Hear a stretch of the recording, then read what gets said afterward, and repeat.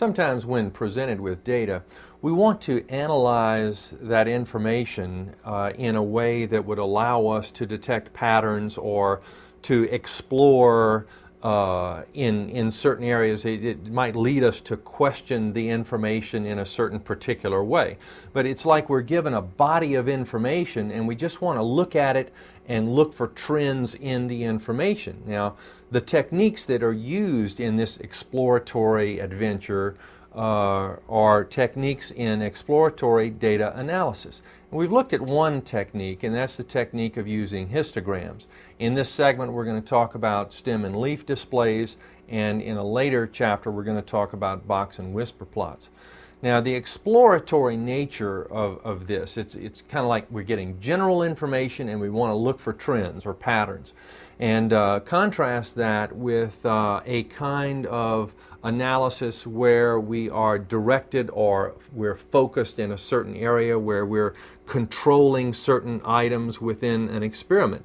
And that might occur if we were performing an experiment having to do with gasoline mileage of automobiles. We would identify the automobiles, we would train the drivers, we would make the driving conditions the same for all of the cars, we would identify fuel grades and all sorts of other things. But this exploratory idea is very general in nature, and these are the techniques that are useful in that early on exploratory process. Well, let's talk specifically now about stem and leaf displays, and I can best show you a stem and leaf display with an example. Let's say that we have this information. This information has to do with the weights of carry-on luggage in pounds. And just looking at the information, gee, we can't really see any trends here. It's just a whole bunch of numbers in a particular array. Well, if we rearrange the array a little bit, maybe we can see some trends. And one way to arrange the information is to arrange it by size in particular categories. For example, I see that the smallest weights here, there's a 3 and a 0. I might say, okay, let's put that into a particular category. So I'll come down here and I'll write 3 and 0 together. And then I might think of, well, what about the items that are between 10 and 20? Well, here are those items. I'll put those all together. And what about the items that are in the 20s? And then the items that are in the 30s, the items that are in the 40s, and there's only one item in the 50s, I notice. So I arrange them this way. Well, this is a pretty good arrangement for studying a pattern for these various weights. But we can make this display of the information even simpler to read. And in structuring the stem and leaf display, this is the way we might reason. We might think, well, gee, all of these are two-digit numbers, and I can think of them as two-digit numbers, and I can put the first digit, the left digit of the two-digit number, to the left of some mark like a vertical bar like this. Now, I know the 3 and the 0, those are not two-digit numbers, but we can think of them as two-digit numbers if we think of a 0 to the left of each of those digits. So we might think, well, the first digit is a 0, and in the next column, 1 is the first digit, and in the next column, 2 is the first digit, and then 3 and 4 and 5 for those other groups of numbers. And I'm going through sort of a thought process here of how the stem and leaf display might have emerged as a display form, and how it can be thought of. And this might jumpstart your memory of it when you need to write down a stem and leaf display in the future.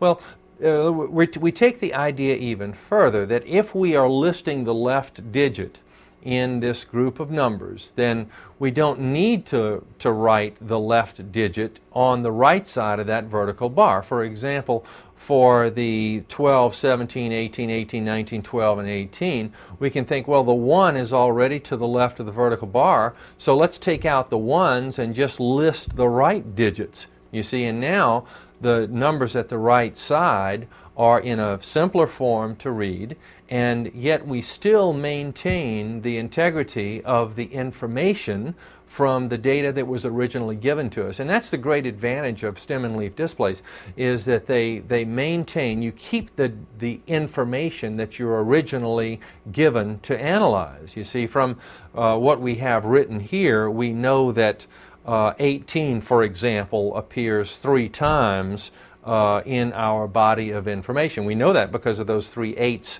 that are to the right of the 1. Well, let's go through and change all of these rows in a similar way. That is, we'll take the 2's out of the next row, that is, out of the numbers to the right of the 2 that's on the left of the vertical bar. We'll take the 3's out of these numbers, you see, and we're just taking digits out, and we take the 5 out of the 51 and leave a 1. And it turns out that the numbers that are on the left are, each of those is a stem, and the numbers to the right of that vertical line are called leaves. And this then is a stem and leaf display. And normally with stem and leaf displays, you need some kind of indicator as to what the as to how to read the graph, and a way to do that is like this: that 3 with a bar and a 2 represents 32 pounds for the weights of carry-on luggage. So here's our stem and leaf display, and again, this is just the beginning of an exploratory process, and we're able to see very quickly here that the weights that are in the 30s are more often found than any of the other categories, and there aren't any weights above the 50s. In fact, we have only 1 within the group of 50, and it's at the lower end of the 50s. We can see this kind of thing, those kinds of arrangements of numbers very quickly by using a stem and leaf display. The most important thing, though, is that we maintain the integrity of the data. That is, we keep all of the data information in using a stem and leaf display.